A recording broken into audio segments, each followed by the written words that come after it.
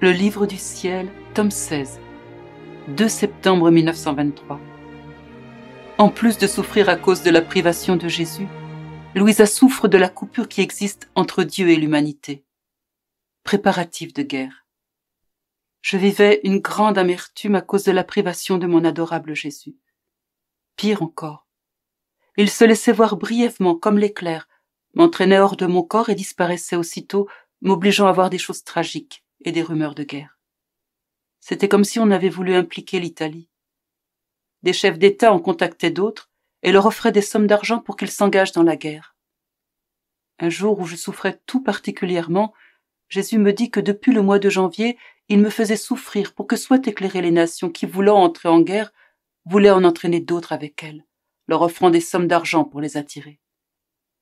Quelle souffrance c'était pour moi d'avoir à quitter mon corps pour voir les gens souffrir, et une nouvelle guerre s'organiser, et de ne pas avoir mon Jésus auprès de moi pour lui parler et implorer sa miséricorde pour l'humanité infortunée, même au prix de souffrance.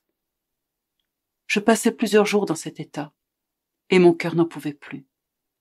Je ne ressentais pas seulement la peine d'être presque tout le temps privé de Jésus, mais je vivais une autre souffrance, une souffrance si grande que je me sens incapable de la décrire. Alors il se fit voir brièvement, et n'en pouvant plus, il se serra sur mon cœur pour y chercher refuge et repos.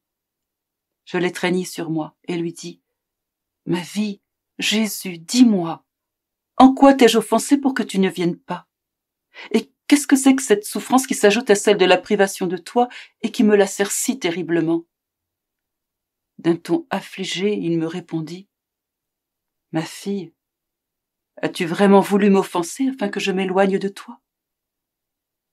Je repris « Non, mon Jésus, je préférerais mourir plutôt que de t'offenser. » Il poursuivit « Bien. Une fille qui a toujours été avec son père doit être attentive à connaître ses secrets et ses manières d'agir. Je suis avec toi depuis si longtemps et tu ne comprends pas encore les raisons qui me forcent à m'éloigner de toi. Tu les as pourtant perçues quand je venais vers toi le temps d'un éclair, que je te sortais de ton corps et que je te laissais seule à errer sur la terre. Combien de choses tragiques n'as-tu pas vues, au sommet desquelles se placent les guerres que les nations sont en train de préparer? L'année dernière, en se dressant contre l'Allemagne, la France sonna une première cloche. L'Italie, en se dressant contre la Grèce, sonna une deuxième cloche. Une autre nation sonnera une troisième cloche en organisant la guerre. Quelle perfidie, quelle obstination! Ainsi, incapable de supporter une telle obstination, ma justice me force à m'éloigner de toi afin d'être libre d'agir. Quant à la souffrance que tu ressens dans ton cœur et qui s'ajoute à celle d'être privé de moi, elle n'est rien d'autre que la souffrance que me cause l'humanité par sa séparation de moi. Ce que tu vis, c'est l'horrible souffrance que subit mon cœur à cause de cette séparation.